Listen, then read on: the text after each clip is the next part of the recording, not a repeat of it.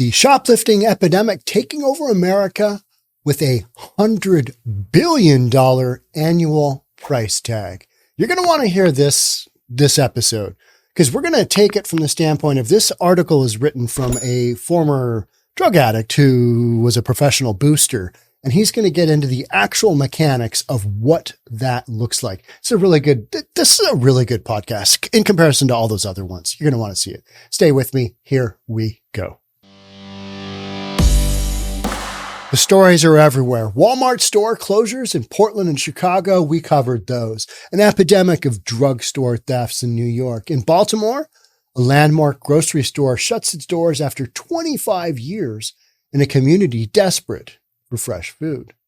While in San Francisco, reports of big box chains abandoning downtown have become nearly daily occurrences. For a while there, I was doing a podcast a day, sometimes two, of just whatever. Anthropology shutting down, Nordstrom Rack, Saks off Fifth. That one's closing today. Whole Foods just closed after 13 months.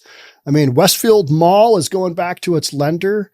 and that is still happening. The cause? Rampant, often organized, and seemingly consequenceless shoplifting. Shoplifting for days.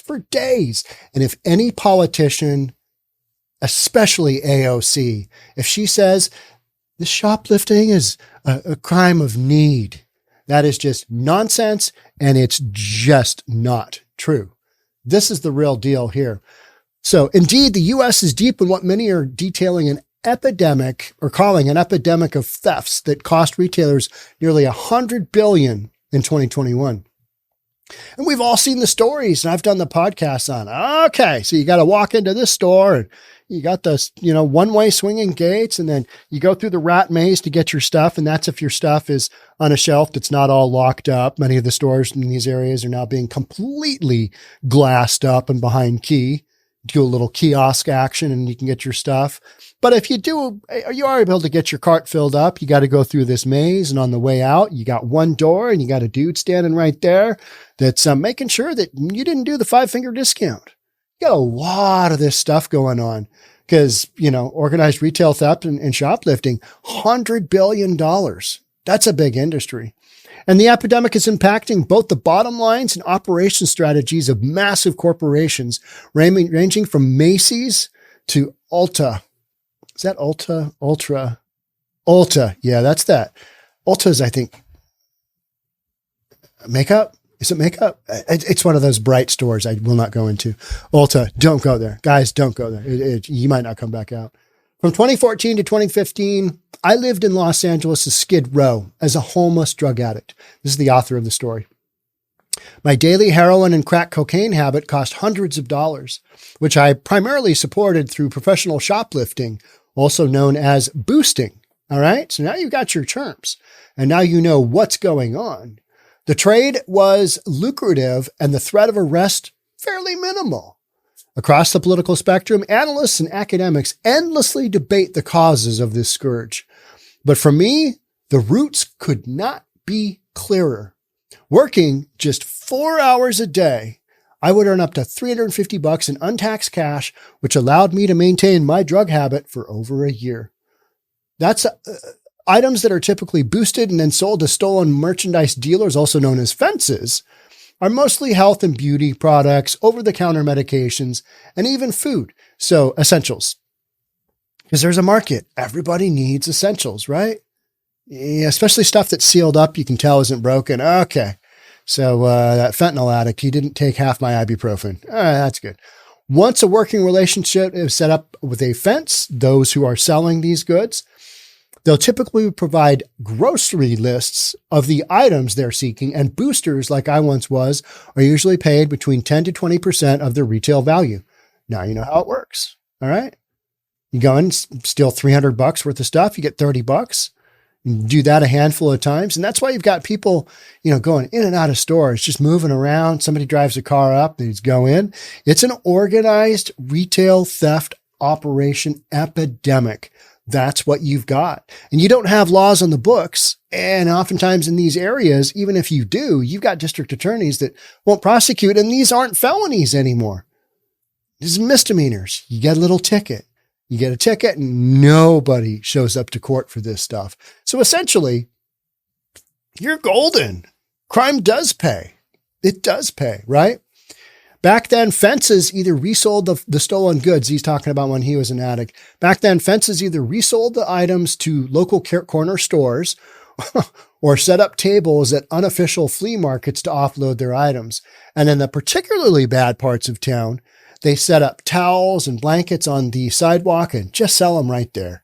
Jonathan Cho, Discovery Institute, he highlights that all the time. Hey, what are you selling there? Hey, that looks like an antique violin. How much for that?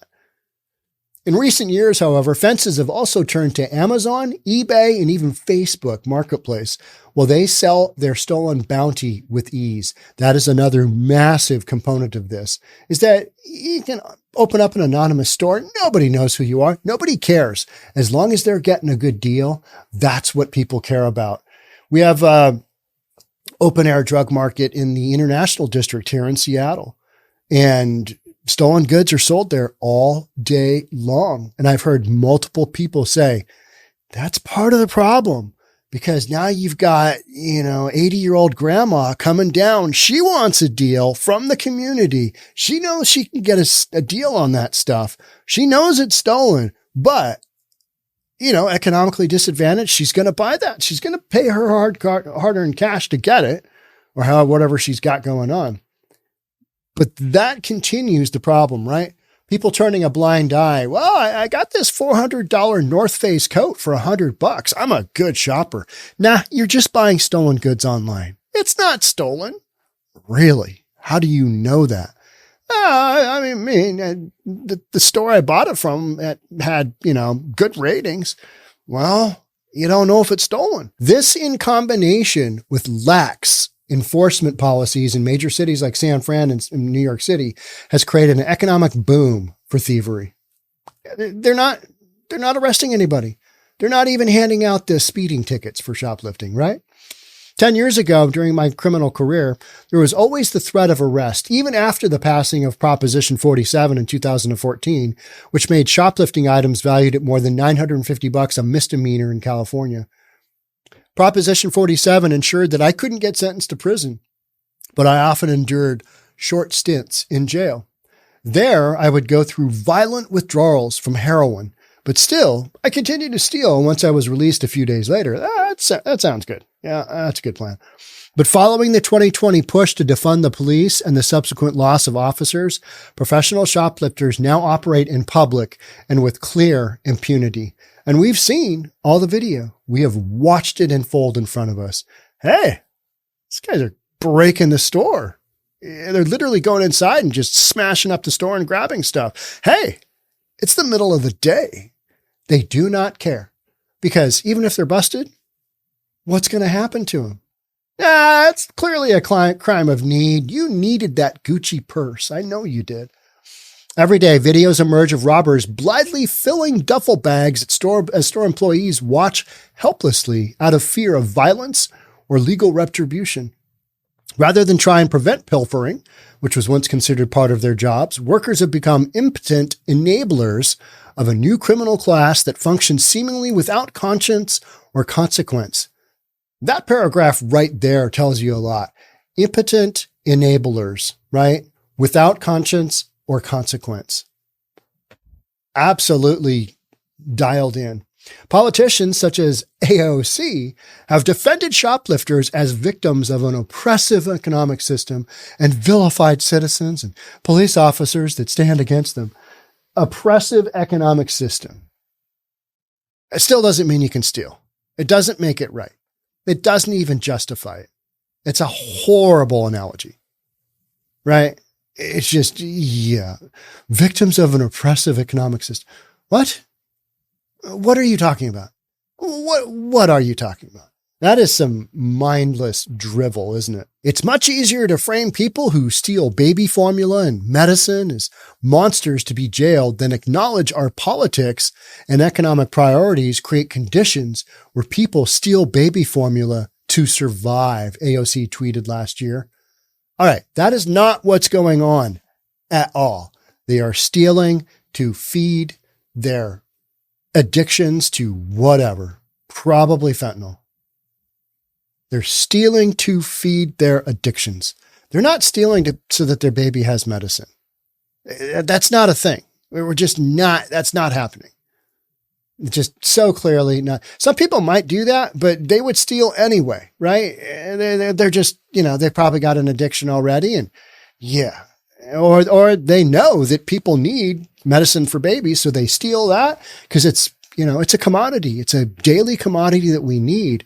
I remember the first time when somebody was telling me, oh yeah, I've been seeing a lot of laundry detergent go missing.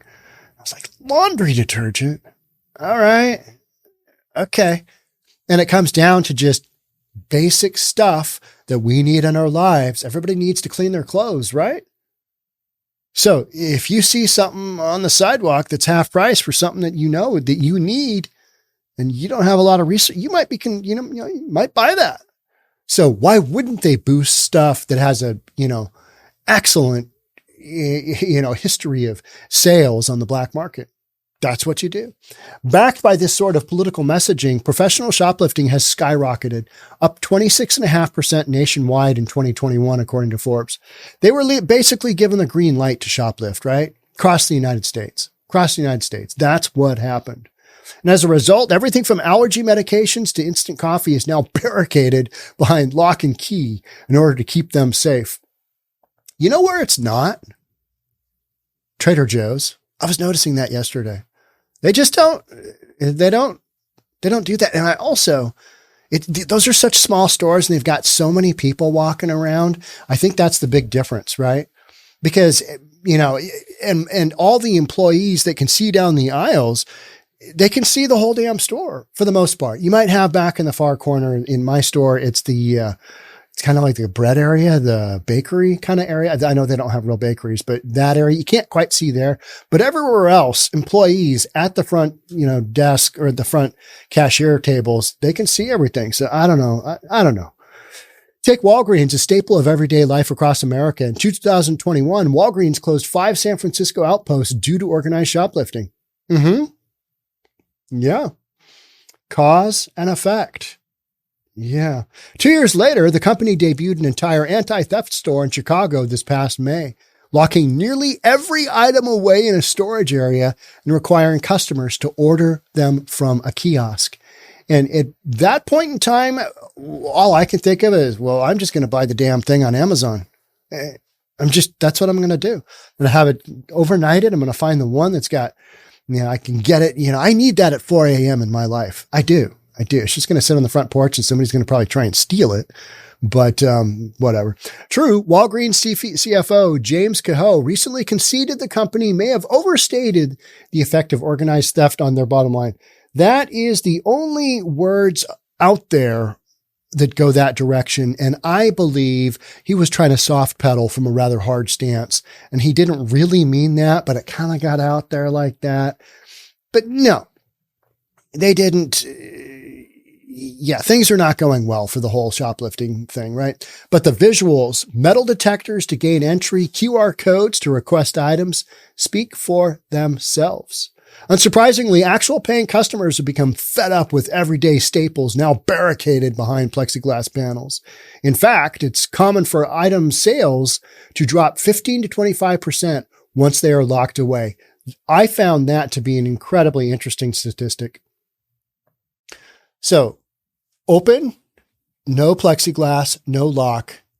Locked up, plexiglass, lock, 15 to 25% less after it's been locked up. They're going to sell less of that product because people don't want to hassle with, hey, could you open this one up for me? I need my toothpaste. Nah, they're going to have that in their mind. I had to wait 5 minutes for that damn guy to come over and open up my, toothpaste thing. I don't want to do that again. Can I get that toothpaste on Amazon? Let me see here with this magic thing on my phone. I can. Oh, I can get it there this afternoon? Okay. That gives me just enough time to go pick up little Johnny from baseball or whatever, right? So, which only pushes customers to purchase these items online. There you go. I mean, this is not hard stuff to figure out. Items battered by the dominance of retailers like Amazon, brick and mortar chains must now contend with both relentless shoplifting and these shoplifted goods resold with no little irony on Amazon. So they're getting double-ended, right? I mean, and not in a good way. You know what I mean? It's just like, all right, Amazon's getting us there, and we're just getting. Yeah, with police battered from combating organized theft and customers frustrated by the retail's lock everything away approach, professional shoplifting has begun to appear intractable and unsolvable in many cities across the country. Well, I think there's enough stuff on the retail end of things where these shoplifters, they're going to have to go out into the community and steal. That is my vast prediction. And I think you will see that happen. At least enough of them will be pushed out. Now, the thing is they can't get brand new products that are easily sold. So they're going to have to steal a whole bunch of stuff from your home in order to get enough money from the, used goods to make a go of it. So that's a lot of theft because these addictions, they're not going anywhere. They're not going anywhere. No wonder some New York City shops have even begun installing anti-theft devices on $6 pints of ice cream. I did an entire podcast in Capitol Hill in Chopland. They put ice cream under lock and key. Yeah, it's expensive stuff. A little pint. In what day and age are we stealing ice cream? Right? I mean, is nothing sacred? In May, Walmart announced the closing of 23 more stores nationwide. Just a month earlier, Target revealed plans to close 4 stores amid reports that the chain is slated to lose $600 million to organized theft by the end of the year. As is often the case, the most vulnerable communities suffer most from stores shut down. Remember that landmark Baltimore grocery that closed last month due to rampant theft? It was one of the only retailers of its kind left in the city's historic Mount Vernon district. It's not just big box stores and major corporations that are feeling the pain.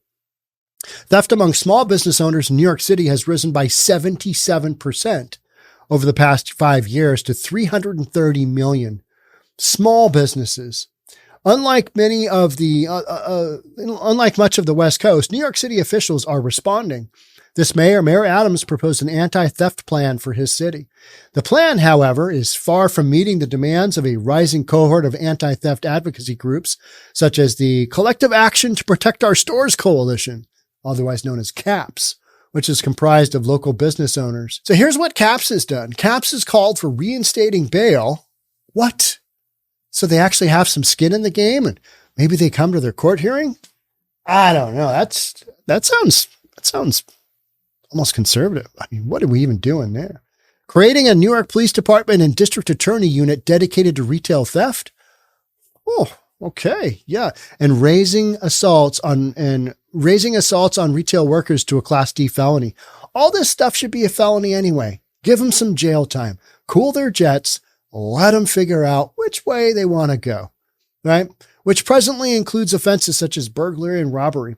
Instead, Mayor Adams is offering solutions such as de-escalation training for retail workers, early intervention programs in lieu of jail for thieves, and most preposterous, the installation of kiosks at retail stores to link potential shoplifters with welfare programs. What? You're doing what? Installing kiosks at retail stores to link potential shoplifters with welfare programs. And we wonder how we get here, right? It's with crap like that. It's like, you really think that an addicted shoplifter is going to go in there and go, oh, okay, you got a welfare program? Oh, I'm not going to steal today then. That's what we're doing. Not only is this a slap in the face to citizens and local business owners, but it's also a nonsensical approach that seemingly privileges social justice strategies ahead of actual anti-theft solutions. Huh. seemingly privileges social justice strategies ahead of actual anti-theft solution. That's 100% true, isn't it? It's 100% true. It's exactly what you've got going on out there. San Francisco has been especially hard hit by organized shoplifting. Without a doubt, the pandemic had a massive economic impact on the city. Representatives from the nearly 20 businesses that have closed in the city's Union Square shopping district since 2020 largely reported that staff safety and a decrease in foot traffic due to crime-related violence were the main contributors. We went through all that. It's so funny when corporate says, yeah, it's just a lack of foot traffic. Okay, but go that step further. Why is there a lack of foot traffic? Well, because you got homeless people up and down the sidewalk doing drugs and crapping on the sidewalk, crapping on the street, urinating everywhere. And, they do a lot of shoplifting from local stores in the area. And it's just not a good thing. So people don't want to have their shopping experience, involve that dodge the human fecal matter on the sidewalk. They just don't. They don't want to have their cars broken into when they're shopping. They don't want to have their cars jacked. Right. And that's a thing in San Fran, the thing in Oakland, the thing in a lot of these cities that have the rampant shoplifting. So cause and effect, you allowed by your policies and by the politicians that you elected, this is what you get. So yeah, we talk about Chesa Boudin being recalled because he was just the worst district attorney ever for San Francisco. And we got some other stats here. We talk about Jenkins. Oh, there's Chesa Boudin. He got kicked out of office and he's going to go run the UC Berkeley law department. Like, what? Doing what? Let me go on to talk about some instances where, security guards have killed shoplifters. Shoplifters have killed security guards. So we kind of get into the whole, what? It's not worth it over $50 worth of items to get in a knockdown, drag out brawl that could end up in somebody's life being ended because, people are carrying illegal guns. It's a conversation I had with folks over the weekend. So, Sean, what do you think about the whole gun control thing? And I'm like, well, it reduces the ability for legal law-abiding citizens to procure a firearm. And I don't think that's right. Vast majority of the criminal activity going on out there is done with a stolen gun. So by limiting access to firearms legally, how are you going to, all those guys running around just shooting people? How's that going to have any impact whatsoever if you restrict law-abiding citizens from their ability to get a gun? How's that work? Yeah, we just need more gun control. Really? Really? Really? You're going to do it that way? So, sure, booths offering access to social services can help those who seek it. Okay. Yeah. All right. Yep. But no matter how shiny or sophisticated, no electronic kiosk would have prevented me from shoplifting to feed my $350 a day heroin and cocaine habit. Period. So kiosk, great. Somebody coming out to talk to you, great. But at the end of the day, this guy is saying, hey, my addiction overrides whatever kind of help you're going to throw my way. So, as cities and communities need to help get those people the help that they need. I just did a podcast on Coronado, city of Coronado, Republican mayor it's basically a peninsula community off of San Diego. And they've eliminated homelessness because they have a zero tolerance policy. You either accept the help that we're going to give you. We're going to contact you with services because clearly you need some help. So we're going to connect you with that, or you can go to jail. And nobody wants to go to jail. So they move on. They go somewhere else where they can continue to do that lifestyle that we just talked about here, the 350 a day heroin and cocaine habit. That's back then. Now it's down to just a few bucks, right? Fentanyl, $2 a pill in cities that are hard hit. $2 a pill. Handful of those a day, you're golden. So it's no longer 350 a day. So that's why you've got all of these drug addicts out there, all stealing. And you've got an epidemic, organized retail theft deal going on because you've got literally an entire mechanism that is based upon people doing drugs and being drug addicts. And yet you got, people like AOC saying, they're just stealing medication for their baby. They're just stealing diapers for their baby. No, they're not. That's just entirely 100% incorrect. That is a bald-faced lie. Everybody knows it. Well, the economy is oppressing them. Well, the economy is oppressing most people, but they're not out stealing. So can't justify this stuff. You just can't. You can't go down that road. And yet a lot of factors are. Here we are. Stories like this. Pretty wild, right? I thought this story really outlined kind of exactly what it is, what the mechanisms look like. All right. So they're going to give me a list. I'm going to go in, I'm going to boost it. I'm going to give it back to them. I make 10, 15, 20%, something like that of what the retail cost of it was. And then I go on about my day and shoot up some drugs. I shoot the good stuff. I mean, that's literally what this guy's, his life during that time period was comprised of. I've had conversations like that I have shared. You know, Jeremy Harris of Como, he's literally come right out and said, yeah, a guy wouldn't give me permission to air the story.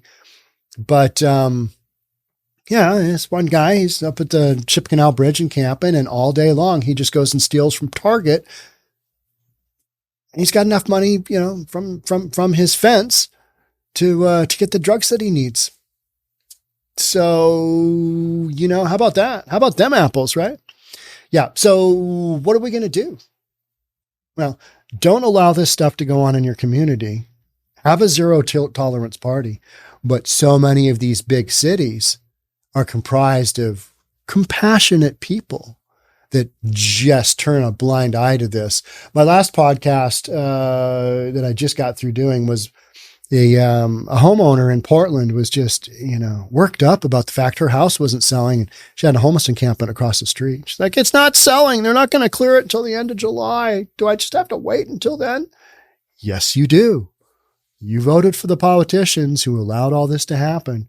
Just allow people to live willy-nilly wherever. You thought you were being compassionate. And now you're in it. Now you're in the middle of it and you can't sell your house. When's the city going to come and help me? They're not.